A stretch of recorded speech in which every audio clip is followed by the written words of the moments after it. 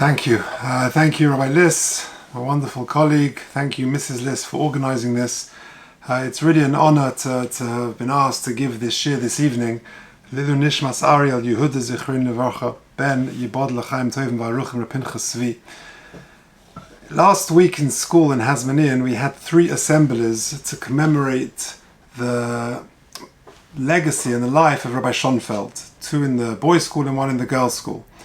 And as part of the commemoration, we invited Rabbi Schonfeld's grandson, Dayan Schonfeld, to come and speak to the students.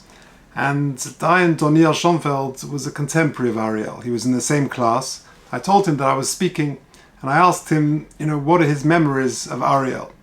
And he simply said, Ariel was the best. He said he had everything. He was kind, he was gentle, he got along with everybody. He was funny, he was intelligent, and he was a tremendous Yirei Shamayim. And as part of the preparation for this shiur, I spoke to other people, and I heard exactly the same. I knew Ariel, of course, but not well.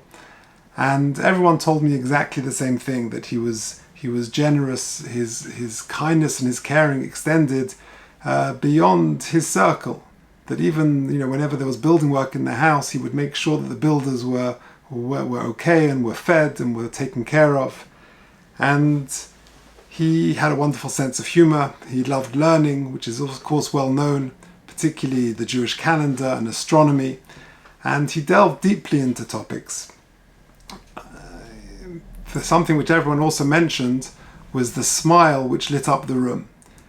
And that, coupled with his love of cricket, which of course is the mark of every good man, he really did have everything. Dayan Schonfeld was absolutely correct. And I hope that this shiur will be a zechus and an neshama for him, and a nechama for his wonderful parents, Patrice and Judith, and for all the family, and his many friends, and for the whole community. What I've chosen to speak about this evening, this is the end of Shivos B'Tammuz, only another 45 minutes or so until the end of the Tanis. And I've chosen to speak about this topic, which, as we'll see when the theme emerges, it fits very well into the personality of Ariel and the very wonderful legacy which he left. The starting point is a Gemara in Nedarim. The Gemara in Nedarim, Daf Pei Aleph Amud Aleph, discusses the reasons for Churban Bayis Rishon. Why was the first Beis Hamikdash destroyed? And the Gemara is very perplexing. The Gemara says as follows, and I haven't given out the sheets, but if anyone wants to be in touch with me, I'll give them the handout. The best is by email j.golker@gmail.com. I'll send you the handout. Amarav Yehuda Amarav. This is the Gemara in Nedarim Pei Aleph. Mai dichsiv mi ha'ish hechacham v'yaven es zeis. Shivos B'Tammuz is the beginning of the 3-week period which culminates in Tisha B'Av, which marks the destruction of both Bayis Rishon and Bayis Sheni. And regarding Bayis Rishon, the Gemara says that when the Pasuk in Yirmiyah tells us Mi ha'ish hechacham v'yaven es zeis, the Gemara says that no one could understand why Bayis Rishon was destroyed. Dova ze nishla chachamim leviim v'lo pirshuhu. They asked the chachamim, they asked the neviim, and no one could explain it. Ad shepirshu HaKadosh Baruch Hu ba'atzmai, until Hashem himself had to come and explain why the first Beis Hamikdash was destroyed. Dichsiv, as the Pasuk says, Vayoyma Hashem al ozvom es Toirasi, because they forsook my Torah. And then the Gemara says something very perplexing. Amarav Yehuda Amarav, what does that mean, al ozvom es Toirasi? Says the Gemara, she'ein mevarchim ba'Torah tchila. They didn't say birchas HaTorah. We know that before you start the day, before you begin learning as part of the very beginning of Shacharis, we say Birchas HaTorah, it's a mitzvah d'oraisa. And that, says the Gemara in Nedarim, was the root cause of Churban Bayis Rishon. That, of course, is very perplexing. It's perplexing for a few reasons. Number one, I understand that Birchas HaTorah is very important and is a mitzvah min HaTorah. But does not saying Birchas HaTorah warrant such a heavy punishment as the destruction of Bayis Rishon? Why is that such a terrible crime that merits such a heavy punishment? That's the kasha of the Bach. The Bach, in Orach Chaim and Hilchas Birchas Hashachar Siman Mem Zayin, he expresses the question as follows. Ve'ika litmaya tuva. We can ask a very strong question, it's perplexing. Lama yotza kazois melefonov lahanisham ba'onish gadol v'rom kazeh. Why such a heavy punishment? Al shelabirchel Torah betchila shelechera avera kala. It's a relatively light avera. That's the first question. The second question is perhaps even stronger. How can the Gemara in Nedarim say that the reason for Churban Bayis Rishon is not saying Birchas HaTorah? Surely the Gemara in Yuma Daf Tes Amud Beis tells us the reason. The Gemara in Yuma Daf Tes Amud Beis says, Migdash Rishon mipnei Machorov mipnei Shleisha Devarim Shehayu Bai, because of three violations of the cardinal sins, Avodah Zarah, Gilui Arayos, and Shfichas Domim. It was the violation of these three Averas which caused Bayis Rishon. So how can the Gemara in Nedarim say it was Birchas HaTorah? And the third question is, how could, if it was indeed the violation of these terrible Averas, Avodah Zarah, Gilui Arayos, and Shfichas Domim, idolatry, immorality, and murder, how could those things have eluded the Chachomim? How could they say that? How can the Gemara say Mi hoyesh hachacham v'yoven ezois dovaz nishla Chachomim, and they couldn't figure it out? If you've got Avodah Zarah, Shfichas Domim, and Gilui Arayos going on, surely that's very evident. And the fourth question is, if indeed the problem is not saying Birchas HaTorah, how is that represented in the Pasuk Vayom Hashem al ozvom es Toraси? They forsook my Torah. Wherein do we see in the Pasuk the failure to make a blessing rather than the total abandonment of Torah? So four strong questions. Question number one, why does the Gemara in Nedarim Daf Pei Aleph say that the reason for Churban Bayis Rishon was for not saying Birchas HaTorah? That seems to be a very heavy punishment, as the Bach says, for a relatively light crime. The second question, how does that jive with the Gemara in Yuma Daf Tes, which says that the first Beis HaMikdash was destroyed because of the violation of the three Averos Chamuros, Gilui Arayos, Shfichas Domim, and Avodah Zarah? Third question, how could the seemingly obvious fact that Al-Ozvam es Teirasi have eluded the Chacham and the Nevi'im? Didn't they notice Avodah Zarah, Shfichas Domim, and Gilui Arayos? And third of all, if indeed the failure was that of not saying Birchas HaTorah, where do you see that in the Pasuk, that it was that rather than the abandonment of Torah itself? So those are the questions. And the answer is given by the Ran in the name of the Rabbeinu Yonah, famous answer. In the Nedarim, the main commentator is the Ran, and he quotes the Rabbeinu Yonah with the following answer, and I'll read it to you. Ela vadai oiskin hoyu batorah tomid. It was clear that at the time of Bayis Rishon, they were learning Torah. Uleficha hoyu chachomim and neviim tmeim amai of the Yohrtseit. And that's why the chachomim and the neviim couldn't figure out why the land was destroyed. Ad shepirshu HaKadosh Baruch Hu ba'atzmo, until HaKadosh Baruch Hu himself had to come and give the answer. Shehu yodea me'amoke halev, because he knows the very deep thoughts of every single person. Shelo hayu mevarchin b'Torah tchila. He said that was the problem. They weren't saying Birchas HaTorah. Koloma, what does that mean? Shelo hoysa HaTorah chashuva be'eineihem, because Torah wasn't as important in their eyes as it should have been. Shehi roi levarech aleh, that they needed to make a bracha on it. Shelo hayu eiskim bo lishma, because they weren't learning it lishma, to serve HaKadosh Baruch Hu. Rather, it was an intellectual exercise, or it was doing things by rote. And therefore, they were lax in saying Birchas HaTorah. That's what it means, lo holchaba, koloma, bekavanosov lishma. They weren't doing it lishma. Elu divrei harav hachosid. That's the words of the Rabbeinu Yonah, v'him noim v'ru'uyin lemisha omram. And it's appropriate for Rabbeinu Yonah to say these words. That is Rabbeinu Yonah's explanation of this Gemara. Let me explain this a bit more and try and develop this theme. The theme I heard originally from Rabbi Zev Leff, but it's something I want to develop. Reb Noach Weinberg, Zichron Livracha, was the legendary Rosh Hashiva of Eish HaTorah and one of the great Kiruv pioneers of the 20th century. In the early days of the Kiruv world, in the 1960s and 70s, he was in Jerusalem, he was in the old city of Yerushalayim, and many people who had no exposure to Jewish education or Jewish life, they found themselves in the old city of Jerusalem. And then they would go and daven by the Kosel, and then they would get a tap on their shoulder by heroes like Reb Meir Schuster and others, and they would say, tell me, do you need a Shabbos meal? Do you want to hear a class on Jewish wisdom? And they would go with their backpacks and long hair into the study hall, into the Beis HaMedrash of Eish HaTorah. And they would meet Reb Noach Weinberg, and he would give them a shiur, which for most of them was their first ever exposure to Torah and to Jewish experience.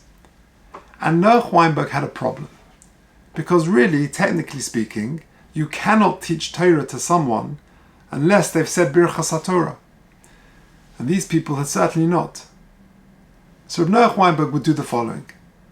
He would actually stand there and say that what we're about to discuss is not history or biology or physics or economics or English or maths, but we're going to learn Torah. This is the word of God, and before we embark on this discussion, we need to actually say a blessing. And he would say Birchas HaTorah on behalf of all those people in the audience. And I believe he did this for two reasons.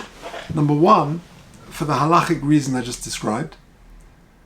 And number two, because he was conveying a very powerful message. That Torah is not just another intellectual exercise, but really it's the word of God. It's our very lifeblood, it's the very connection we have to the Ribbono Shel Olam.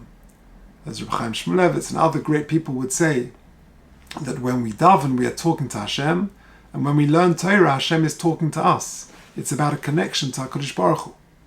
And that really is what the Rabbeinu Yonah is saying. That the problem at the time of Bayis Rishon, of not saying Birchas HaTorah, that means they didn't appreciate what Torah was. They didn't appreciate that it was all about HaKadosh Baruch Hu talking to every single Jewish person. It's about connection. It's about seeing HaKadosh Baruch Hu in our lives. And that really was the problem of Churban Bayis Rishon, as I'll explain. Rabbi Leff gives the following mashal. We've all been there before. Google Earth. Everyone goes straight away and they checks out their own house, how it appears on Google Earth. Imagine you zoom out a little bit more and you see your street, and then you see a bit further and you see, Golders Green Road, Brent Street, and then you go further, you see the North Circular, you go further out, you see the M25, and further until you see the sort of the water surrounding the Great Britain. And then you go even further and you see the ball that is planet Earth. Imagine you would make a massive ball around planet Earth, and you would cut out 613 windows in this globe, and from planet Earth you could see out through 613 windows. That really is what each mitzvah is. A mitzvah is a means to connect to the transcendent and to the beyond.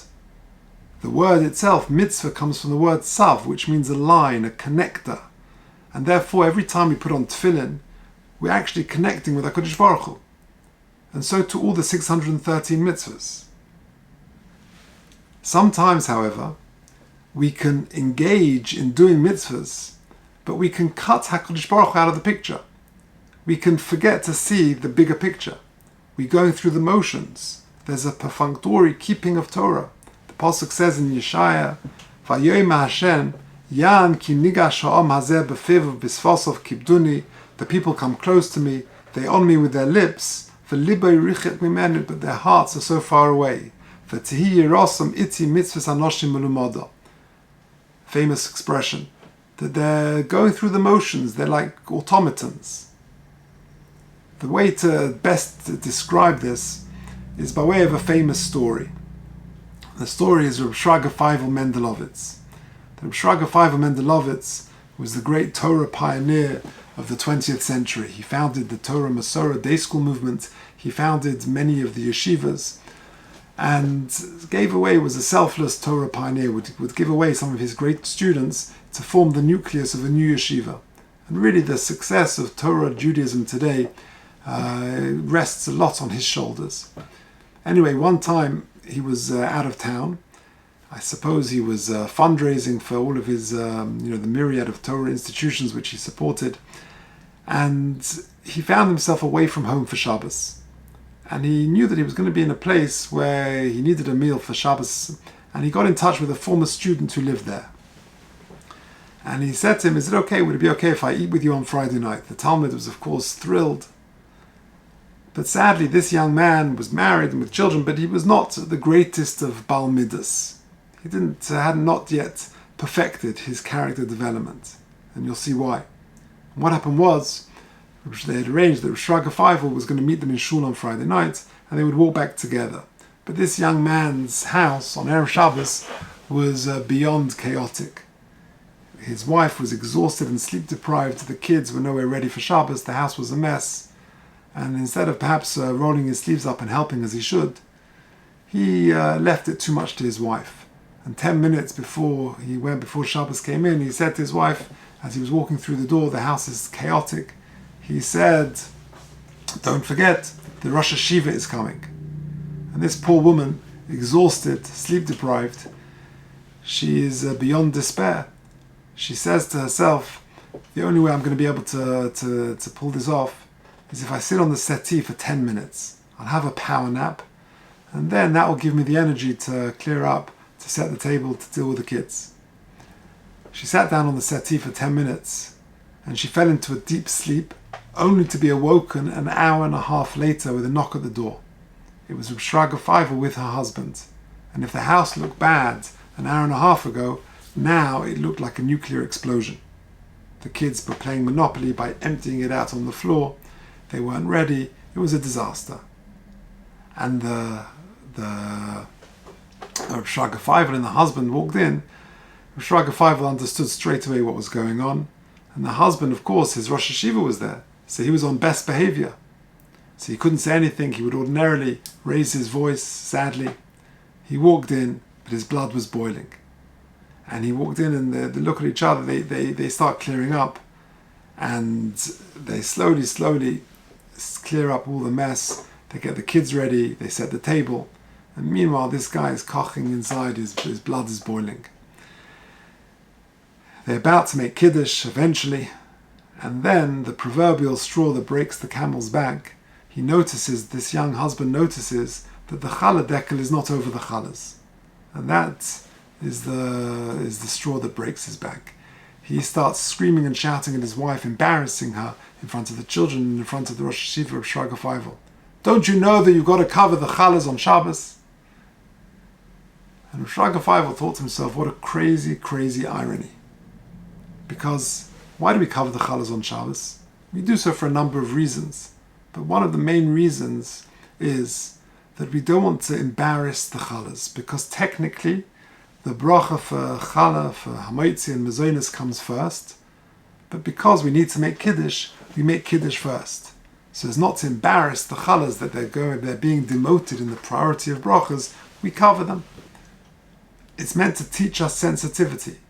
And on that very point, which is meant to teach us sensitivity, he's screaming at his wife, embarrassing her in front of others. Shraga Feivel realized the crazy irony of the situation.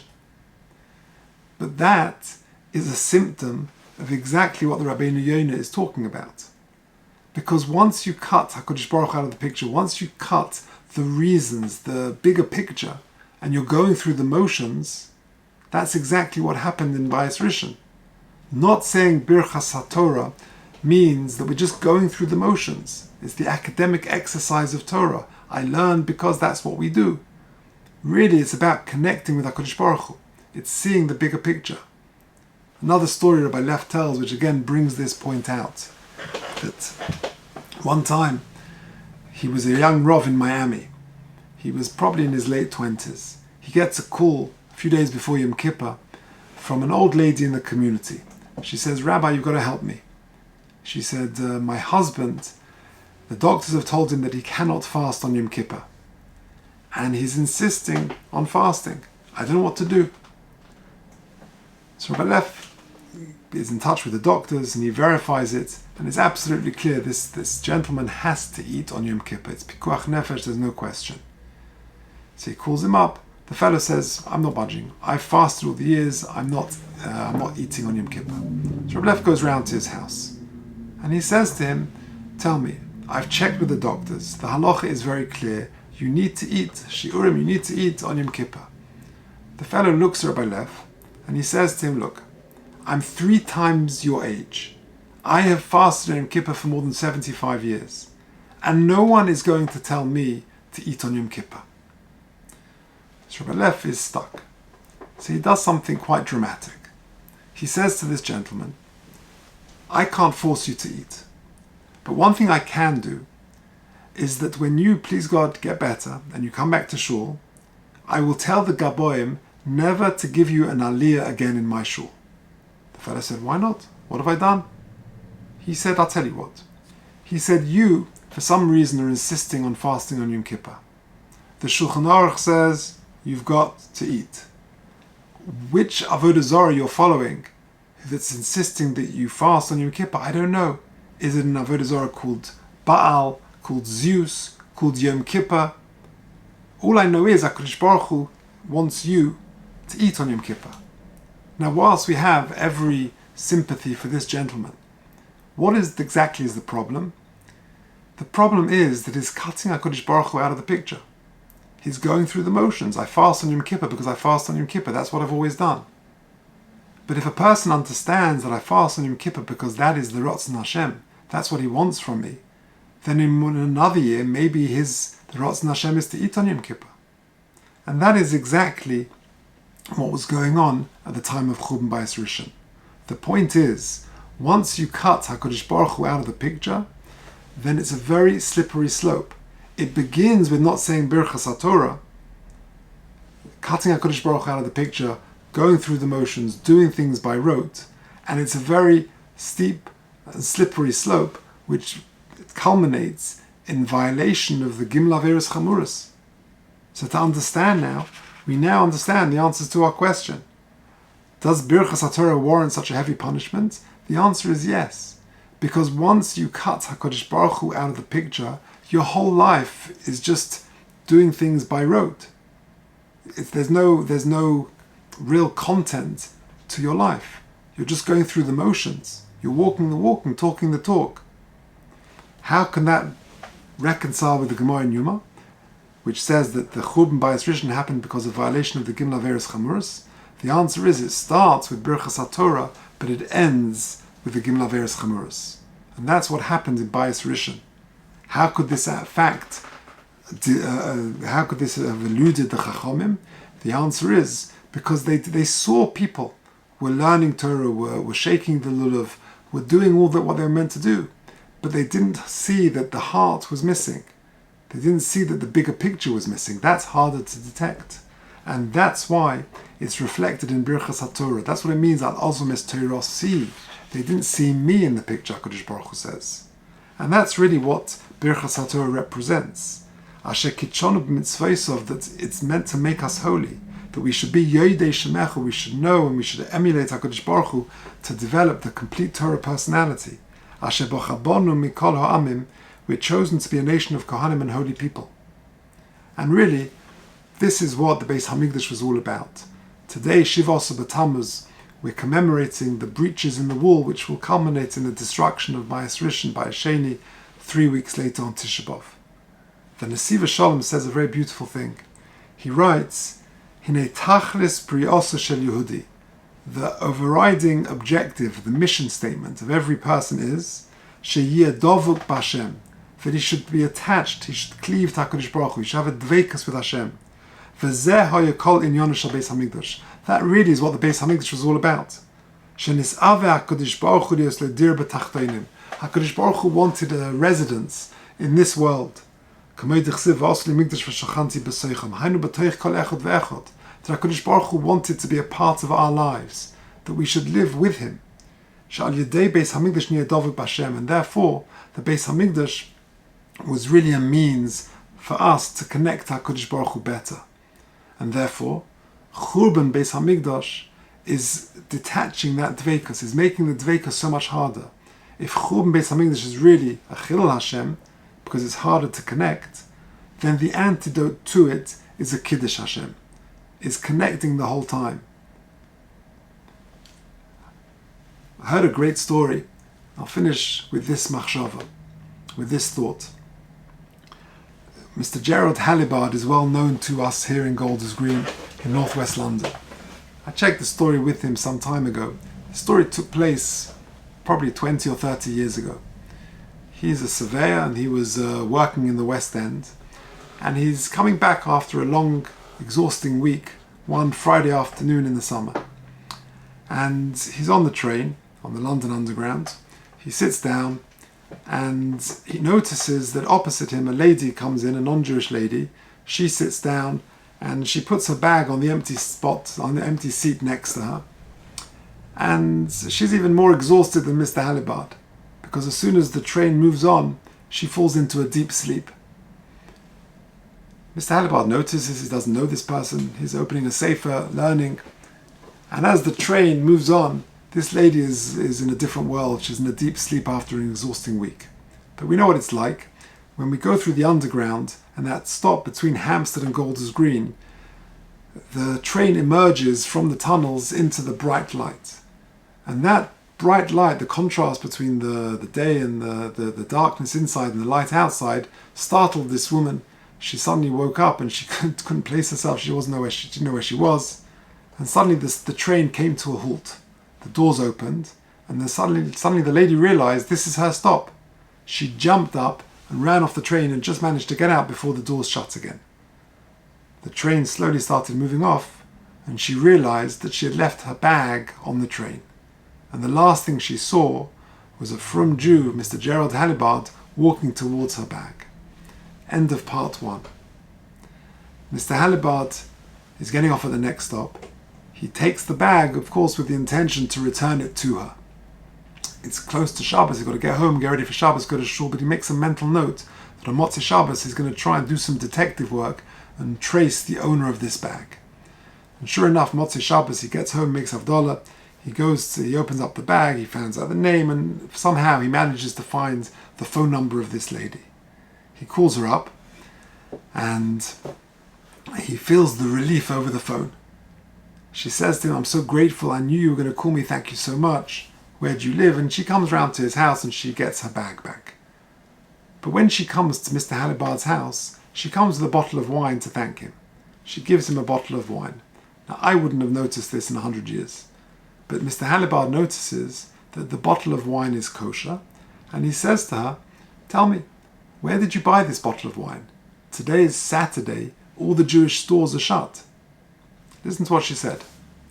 She said, "I bought this bottle of wine yesterday because when I saw as the train was moving off that a religious Jew was walking towards my bag, I knew that he was getting the bag in order to return it to me, and he would somehow find out my details. So I went straight to the store on Friday afternoon, it was still open, to buy a kosher bottle of wine in anticipation of the phone call you made half an hour ago." That is a tremendous Kiddush Hashem. And that ultimately is the tikkun, is the antidote for Chil Hashem, which is Beis HaMikdash. So what emerges in this shiur is that from Golus to Geula, the Golus began because, says the Gemara in the Dorim, of not saying Birchas HaTorah, it culminates, if you cut HaKadosh Baruch Hu out of the picture, if you're not appreciating the no saying HaTorah in our lives, then it can culminate in this slippery slope of the Gimel Averos Chamuros. And that is really what the Chachomim didn't understand, because they saw people learning Torah. They didn't realize that there was a disconnect. And really, perhaps, the message of Churban and the pathway to go from Golus to Geula is to try and be Mekadeshim Shemaim, to live a life with recognizing that there is a Borei Olam, there is someone who has expectations of all of us. And it seems strange, and with this I'll close, that we now, Shivas B'Tammuz, we begin the 3-week period, but we're in the beginning of the holiday period. I broke up from school, Rabbi Liz broke up from school on Friday.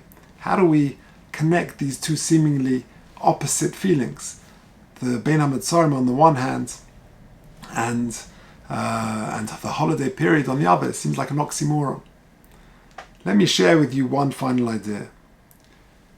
Every Shabbos Mincha we say the beautiful tefillah of Ata Echad. And we refer to holidays, we refer to menucha, to resting.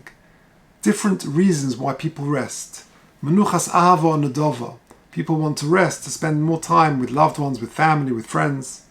Menuchas emes ve'emuna, to recharge the spiritual batteries.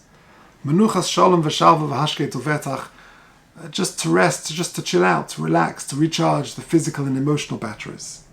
All of those motives, all of those menuchas are fine, so long as al menuchasam yagdishu eshemecha, that the menucha is a kiddush Shem Shemayim. And that can be whether we're at home on the holiday. And that, I think, is a fitting tribute to Ariel.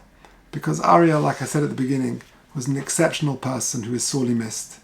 And he really was that polymath who was able to achieve everything. He had a love and a deep love for Torah, for family, for friends, for life itself. And in Mitzvah Hashem, the Kiddush Hashem of his life should be a legacy for all of us, and not only an inner neshama for him, but a nechama and a chizuk for all of us. And we wish again the family much nechama and much comfort and much happy memories, and all of us and the whole of Klal Yisrael, Besuras Tovos. Thank you.